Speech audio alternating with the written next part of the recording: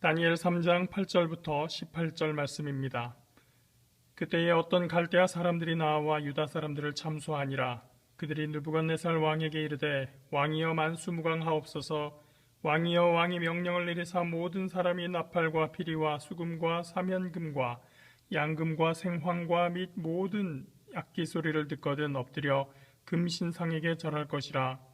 누구든지 엎드려 절하지 아니하는 자는 맹렬히 타는 풀무불 가운데 던져 넣음을 당하리라 하지 아니하셨나이까. 이제 몇 유대 사람 사드락과 메삭과 아벳느고는 왕이 세워 바벨론 지방을 다스리게 하신 자이거늘 왕이여 이 사람들이 왕을 높이지 아니하며 왕의 신들을 섬기지 아니하며 왕이 세우신 금신상에게 절하지 아니하나이다. 느부갓네살 왕이 노하고 분하여 사드락과 메삭과 아벳느고를 끌어오라 말하매 드디어 그 사람들을 왕의 앞으로 끌어온지라. 느부갓네살이 그들에게 물어 이르되 사드락 메삭 아벳느고야 너희가 내 신을 섬기지 아니하며 내가 세운 금신상에게 절하지 아니한다 하니 사실이냐? 이제라도 너희가 준비하였다가 나팔과 피리와 수금과 삼면금과 양금과 생황과 및 모든 악기 소리를 들을 때 내가 만든 신상 앞에 엎드려 절하면 좋거니와 너희가 만일 절하지 아니하면 즉시 너희를 맹렬히 타는 풀무불 가운데에 던져 넣을 것이니 능히 너희를 내 손에서 건져낼 신이 누구이겠느냐 하니 사드락과 메삭과 아벳느고가 왕에게 대답하여 이르되 느부갓네살이여 우리가 이 일에 대하여 왕에게 대답할 필요가 없나이다. 왕이여 우리가 섬기는 하나님이 계시다면 우리를 맹렬히 타는 풀무불 가운데에서 능히 건져내시겠고 왕의 손에서도 건져내시리이다. 그렇게 하지 아니하실지라도 왕이여 우리가 왕의 신들을 섬기지도 아니하고 왕이 세우신 금신상에게 절하지도 아니할 줄을 아옵소서. 깊은 주일입니다. 친구들 잘 있었어요? 지난주에는 비가 좀 많이 왔어요. 여러분들은 어떻게 비 오는 거 좋아하나요? 목사님은 날이 화창하면 하늘이 그렇게 맑고 좋을 수가 없어요. 그런데 이렇게 비가 오면 이 뜨거운 여름날을 시원하게 식혀주니까 그 안에서도 나름 좋은 기분이 있더라고요. 그리고 또 특히 좋아하는 건 비 온 다음에 하늘이 정말 예뻐요. 그래서 비 오는 날 그리고 비가 그친 그 다음 날을 목사님 정말 좋아합니다. 여러분들은 어떤지 모르겠는데 날씨 때문에 내 마음이 상하고 기분 나쁘기보다는 그날은 또 그날의 의미대로 감사함을 찾을 수 있는 그런 나날이 되었으면 좋겠습니다. 지난주부터 우리가 다니엘에 대해서 알아보고 있습니다. 기원전 605년 바벨론의 1차 침공 당시에 포로가 된 남유다 왕국의 귀족 가문 중에서 인물도 잘나고 머리도 좋고 예절 바른 소년들을 선발했는데 여기에 다니엘과 세 친구들이 포함이 되어 있었죠. 그리고 바벨론의 느부갓네살 왕은 이들에게 바벨론식의 학문과 언어를 학습하게 했습니다. 그리고 왕의 식탁에서 나오는 음식을 공급하고 이들을 담당한 환관장 아스부나스는 포로들에게 바벨론식의 이름을 주었다는 얘기를 우리가 보았습니다. 포로들에게 이런 최고급 대우를 할 이유가 있었을까요? 이 친구들이 학비를 내거나 아니면 생활비를 내거나 그러지도 않을 텐데 왜 바벨론은 이 사람들에게 그런 호의를 베풀면서 좋은 음식을 먹이고 또 왕궁에서 지내게 하고 그러면서 또 훌륭한 학업을 할 수 있게 해줬을까요? 우리로 치면 뭐 미국에 유학을 간다든지 하는 걸 공짜로 그 나라에서 다 대주는 그런 모습이 되는데요. 근데 신분이 포로란 말이죠. 왜 그랬을까요? 아마도 1차적으로는 이런 바벨론의 조치를 받게 되는 사람은 그 사고방식 자체를 바벨론식의 사고방식, 바벨론 사람으로서 생각하는 그러한 방식을 취하게 될 뿐만 아니라 바벨론 자체에 대해서도 그리고 바벨론 왕에 대해서도 정말 나에게는 은인이 되는 나라구나. 내가 내 조국, 내 고국에 있을 때보다 이 바벨론에 오니까 훨씬 더 좋은 대접을 받고 훨씬 더 많은 것들을 누리게 해주는 참 좋은 고마운 나라구나 이런 생각을 하게 될 거예요. 그럼으로써 얻게 되는 2차적인 효과는 무엇이냐면 이 특별히 귀족이나 왕족에서 그런 사람들을 뽑아냈다고 했죠. 그러니까 그 사회의 지도층 자제들을 불러다가 교육을 시키고 좋은 곳에서 좋은 음식을 먹게 하고 이렇게 하면서 그들로 하여금 바벨론은 좋은 곳이야. 바벨론은 좋은 나라야. 우리나라가 혹은 우리 백성들이 바벨론에 충성해야 돼. 그러한 심리적인 효과 그리고 지도자들이 그렇게 장성할 수 있기를 바라는 그런 효과를 기대했을 것 같아요. 그걸 조금 어렵게 말하면 식민지의 고위급 자제들을 바벨론화 시킴으로써 향후의 식민지들의 바벨론 지지 세력으로 만들려고 했었던 의도가 있었다.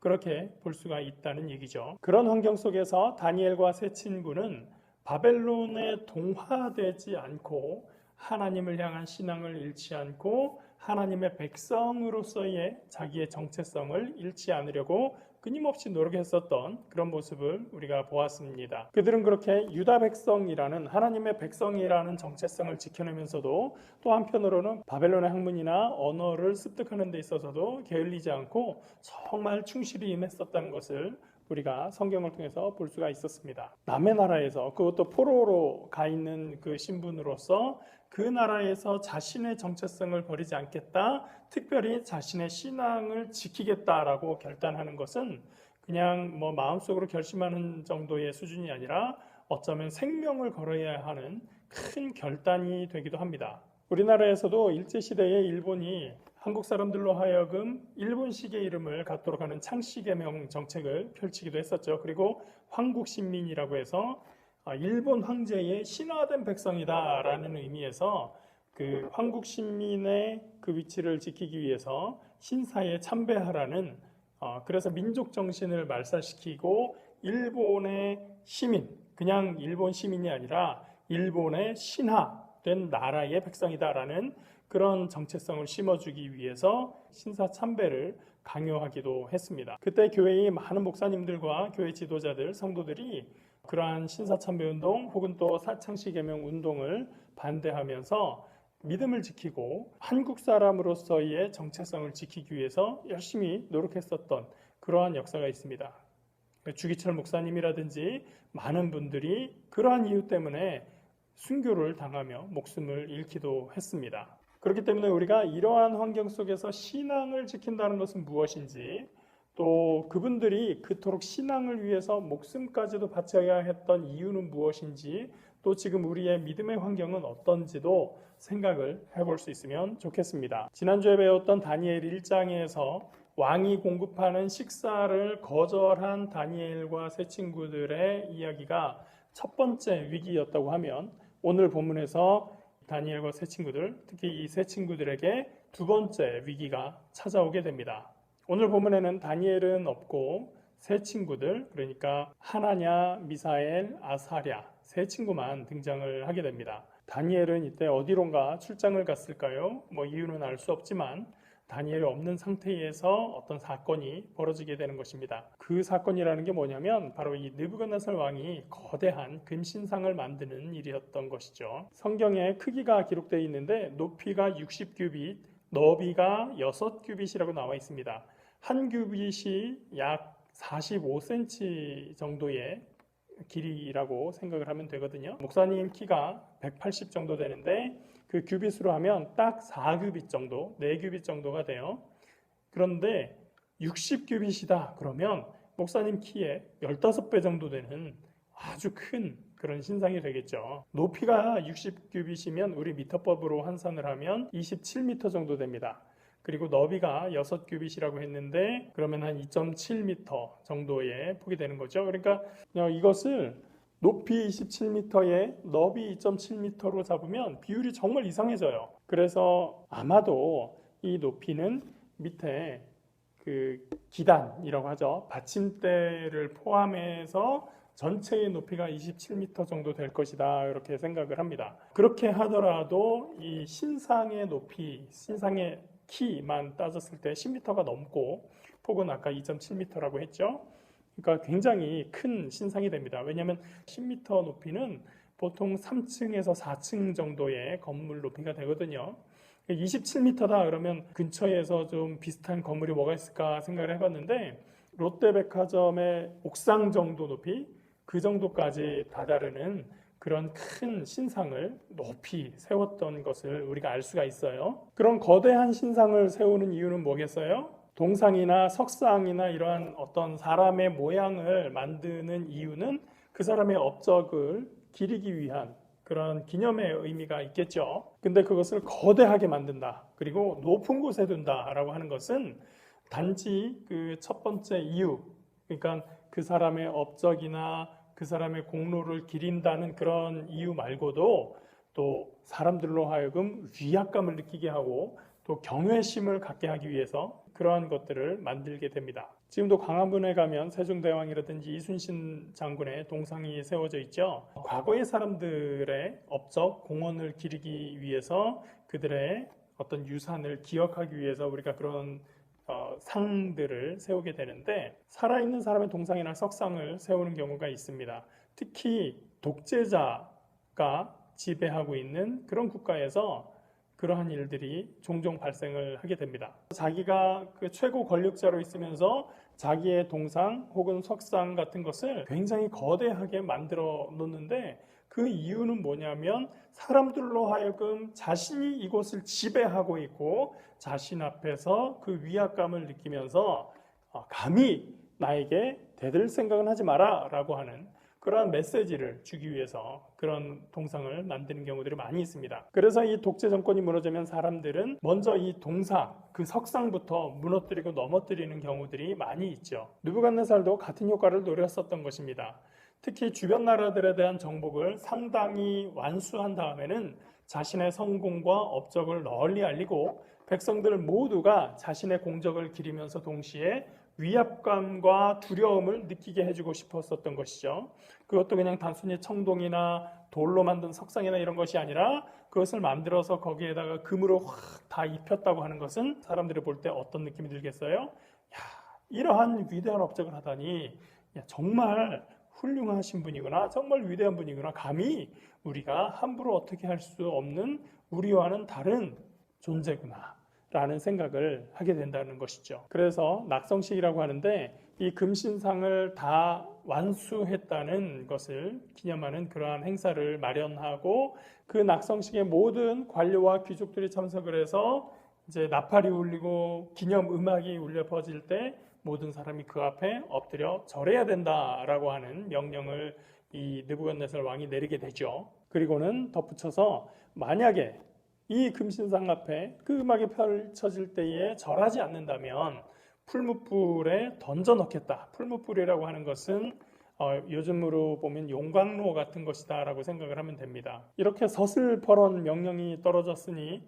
모든 직책을 맡은 사람들이 그 낙성식에 반드시 참여할 수밖에 없었을 겁니다. 그리고 그 신상 앞에서는 모두가 절을 해야만 했겠죠. 드디어 낙성식이 열렸습니다. 방파레가 울리고 나팔이 울리면서 큰 음악 소리가 들릴 때 모든 사람들이 그 금신상 앞에서 엎드려 절을 하게 됩니다. 그런데 여기에 새 친구들이 참석을 하게 되죠. 누가 참석을 하는지 아닌지 추석 체크도 분명히 했을 거예요. 그러니까 불참할 수는 없고 그 자리에 참석을 합니다. 그러나 이 새 친구들은 하나님께서 싫어하시는 우상숭배가 되는 금신상에 절을 할 수가 없었어요. 왜냐하면 하나님께서 우상 섬기는 것을 가장 싫어하셨잖아요. 그래서 십계명의 두 번째 계명이 뭡니까? 우상을 만들지도 말고 우상에게 절하지도 말라라고 하는 거예요. 하나님께서 가장 싫어하신다고 하면서 왜 십계명에서 첫 번째 계명이 아니고 두 번째 계명입니까? 첫 번째 계명은 그러면 다른 거란 얘기잖아요.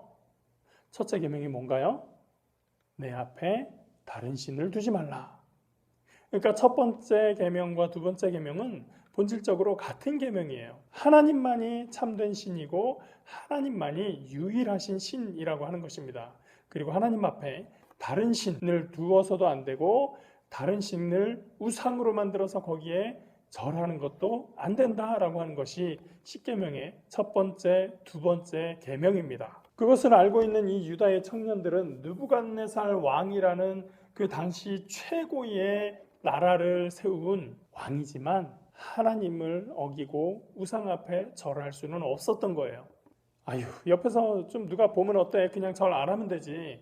그냥 그렇게 넘어갈 수 없었던 것이 바로 그 당시에는 신앙의 자유라는 것이 주어지지 않고 있었던 사회라는 거예요. 그러니까 그것을 본 사람들이 그 상황을 왕에게 가서 고자질하게 되는 것이죠. 임금님, 저기 유다의 청년들, 그러니까 사드락과 메삭과 아벳느고 이 세 사람이 왕께서 명령하신 그 금신상 앞에 절을 하지 않았어요.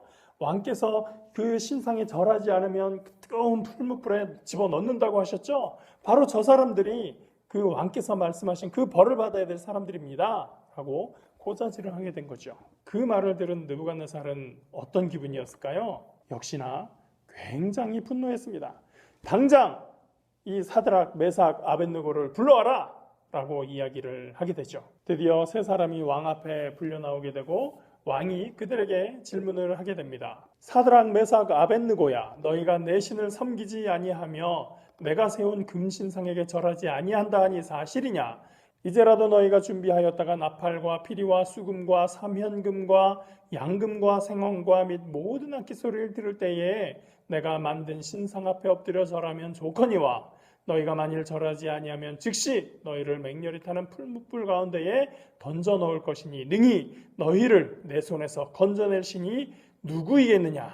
사실 느부갓네살은 그 자리에서 당장 풀무불에 던져도 뭐라고 할 말이 없어요. 원래 처음부터 그렇게 하겠다고 이야기를 했기 때문이죠. 그런데 이 세 사람에게 너희 정말로 절하지 않을 거야? 그러면 내가 이 풀무불에 진짜로 넣는다 라고 막 한 번 더 겁주고 협박을 하고 있어요. 그렇게 했다는 것은 사실 이 느부갓네살 왕이 다니엘과 세 친구들을 정말 아끼고 있었다라고 하는 것을 알 수가 있습니다. 그러나 이 세 사람은 하나님의 말씀이 왕의 명령보다 더 중요한 사람들이었어요. 그들은 대답합니다. 왕이여, 우리가 섬기는 하나님이 계시다면 우리를 맹렬히 타는 풀무불 가운데서 능히 건져내시겠고 왕의 손에서도 건져내실 것입니다. 그렇게 하지 아니하실지라도 왕이여, 우리가 왕의 신들을 섬기지도 아니하고 왕이 세우신 금신상에게 절하지도 아니할 줄을 아옵소서. 서슬퍼런 왕의 명령 앞에서 다니엘의 세 친구들은 왕의 명령이 아니라 하나님을 따라 하나님을 섬기는 사람이기 때문에 왕의 금신상에 절할 수 없다고 담대하게 선포하고 있습니다. 왜냐하면 우리 하나님이 살아계시니 우리를 맹렬히 타는 풀무불 가운데서도 건져내실 것입니다. 그리고 왕의 손에서도 우리를 건져내실 것입니다. 그렇게 말했는데 그 다음이 더 중요하죠.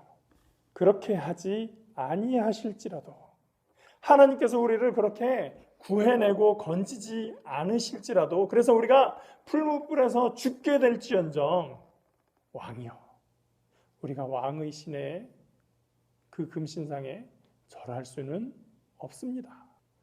왕의 명령에 대한 철저한 거부이죠. 목사님은 이 소년들의 이 말을 종종 생각을 합니다. 그렇게 하지 아니하실지라도 여러분 어때요? 우리가 기도하면 하나님은 우리의 기도를 다 들어주셔야 됩니까? 우리가 마음 먹으면 하나님이 우리의 마음대로 다 이루어 주셔야 될까요? 하나님은 내가 싫어하는 건 다 피해 주셔야 되고 내가 원하는 건 다 얻게 해주셔야 될까요? 그렇다면 우리가 하나님을 섬기는 겁니까? 하나님이 우리를 섬기는 겁니까? 우리가 이 믿음을 가지고 있는 이유는 하나님께서 내가 원하는 것을 다 이루어 주시고 우리가 싫어하는 것은 하나님께서 다 피하게 해주시기 때문에 이 믿음을 가지고 있는 것인가요? 우리가 이 신앙을 갖고 있는 이유는 하나님이 우리의 소원을 모두 다 들어주시고 하나님이 우리가 원하는 것을 다 이루어 주시기 때문이 아니라 하나님이 참 하나님이시고 하나님의 말씀이 참된 진리의 말씀이기 때문입니다. 진리가 있다면 우리가 부인해도 진리는 그대로 진리인 것이죠. 갈릴레오가 로마 가톨릭 교회의 법정 앞에서 지구가 태양 주위를 돈다는 그 이야기를 취소해라 라고 했을 때 어쩔 수 없이 그렇습니다 라고 하고 나오면서 그래도 지구는 돈다 라고 얘기했다는 말이 있죠. 사실은 그렇게 말한 적은 없다라는 그런 이야기도 있지만 어쨌든 지구가 태양 주위를 돈다는 사실은 변할 수가 없는 것이죠. 사람들이 부인을 하던 사람들이 인정을 하던 그 사실은 바뀔 수가 없는 것이죠. 우리가 부인하더라도 하나님의 말씀은 진리입니다. 우리가 진정으로 하나님을 믿는 사람들이라면 그리 아니하실지라도 하나님을 신뢰하는 사람들입니다. 사드락, 메삭, 아벳느고는 적어도 그들의 신앙이 자신들의 유익과 편의가 아니었던 거죠. 그들은 하나님께서 자신들을 그 어려움에서 그 환난에서 구해낼 하나님이시라는 것을 믿었습니다. 그러나 그 하나님의 구원하심이 그들의 위협 가운데에서 임하지 않는다 하더라도 하나님의 더 크신 뜻이 있고 하나님은 우리에게 좋으신 하나님이시라는 것을 그들은 분명히 믿었습니다. 우리의 믿음은 나를 위해서, 내 몸을 위해서 무엇을 얻거나 손에 넣는 것이 아니라 주님을 위해서 나를 내어놓고 심지어 나를 희생할 수 있는 것입니다. 그럴 수 있는 것은 주님께서 우리를 위해서 자신을 내어주셨고 희생하시고 그것을 통해서 우리에게 하나님 나라를 허락하셨기 때문입니다. 우리에게 이 믿음이 확실하다면 풀무불에 들어간 이 세 친구의 그 다음 이야기는 몰라도 됩니다. 물론 우리는 그 다음 이 세 친구들의 이야기를 잘 알고 있습니다. 느부갓네살 왕은 심히 경노해서 풀무불을 7배나 더하게 한 다음에 세 친구를 집어넣게 합니다. 그 불이 얼마나 강렬했었는지 이 3명을 잡고 가던 사람들마저 그 불에 타버렸다고 기록하고 있죠. 그런데 사람들은 얼마 후에 그 불 속에서 이 세 친구와 함께 또 한 명이, 모두 4명이 그 안에서 아무런 이상 없이 걸어 다니는 것을 보게 됩니다. 모두 다 놀라죠? 그 한 명은 누구지? 어떤 사람들은 천사일 것이라고 이야기를 합니다. 어떤 사람들은 느부갓네살이 신들의 아들과 같다고 한 것으로 봤을 때 하나님의 아들 예수님이다 라고 말하는 사람도 있습니다. 또 어떤 사람들은 하나님께서 사람의 모습으로 그곳에 함께 계셨던 것이다 라고 얘기하기도 합니다. 어쨌든 이 불이 그들을 태우지도 못하고 그들을 상하게 하지도 못하고 있었어요. 느부갓네살이 3사람의 이름을 부르면서 나오라고 합니다. 그 불에서 3사람이 나왔을 때 그들에게서는 불탄 냄새도 불탄 그름도 아무런 흔적도 없었다고 성경은 기록합니다. 느부갓네살은 이 일로 사드락과 메삭과 아벳느고의 하나님을 칭송하고 3사람을 바벨론에서 더욱더 높은 자리에 올려주며 누구도 함부로 이 3사람과 이 3명의 하나님, 유다의 하나님 야훼의 이름을 함부로 할 수 없도록 하나님과 그 백성을 멸시하지 못하도록 조서를 내립니다. 우리가 어려움에 있을 때 우리는 하나님께 간절히 기도를 합니다. 그 기도를 통해서 때로는 간단하게 그 어려움을 이겨낼 수도 있습니다. 때로는 목숨을 잃는 경우도 있습니다. 그러나 우리는 우리를 위해서 가장 좋은 것을 주시는 하나님, 우리를 위해서 자기 아들을 십자가에까지 달리게 하셨던 그 하나님께서 우리에게 가장 좋은 것을 주시는 하나님이시라는 것을 믿습니다. 믿을 수 없는 기적을 통해서 우리를 그 환난에서 구해내시든지 아니면 우리를 하늘나라로 불러가시든지 하나님은 좋으신 하나님입니다. 남은 것은 우리의 몫입니다. 우리의 믿음이 나의 유익만을 구하고 나의 행복만을 요구하는 이기적인 믿음이라면 미신적인 기복신앙과 다름이 없습니다. 예수님은 분명히 말씀하십니다. 먼저 그의 나라와 그의 의를 구하라. 그리하면 이 모든 것을 너희에게 더하시리라. 나의 유익과 편리가 아니라 하나님의 뜻과 하나님의 나라를 위해서 우리가 구하며 하나님의 의로운 백성으로 살아가기를 결단하는, 그래서 믿음 안에서 승리하는 저와 여러분 되시기를 축원합니다. 기도합니다. 사랑과 은혜의 하나님 감사합니다. 하나님께서 우리에게 오늘도 은혜 주시는 것을 믿고 감사합니다. 하나님, 오늘 다니엘의 세 친구의 이야기를 보면서 그리 아니하실지라도, 그렇게 하지 아니하실지라도 하였던 그 고백의 소리를 듣게 됩니다. 하나님, 우리의 마음속에, 우리의 삶 속에 그리 아니하실지라도 하나님을 믿고 신뢰하는 그러한 믿음의 모습을 갖추게 하여 주시옵소서. 나를 위해서 사는 신앙이 아니라 하나님을 위해서 나를 드리는 성숙한 신앙인으로 자랄 수 있도록 인도하여 주시옵소서. 세상에서의 헛된 것을 쫓기보다는 참된 진리를 향하여 달려나가는 저희들 될 수 있도록 인도하여 주시옵소서. 감사하며 예수님 이름으로 기도합니다. 아멘.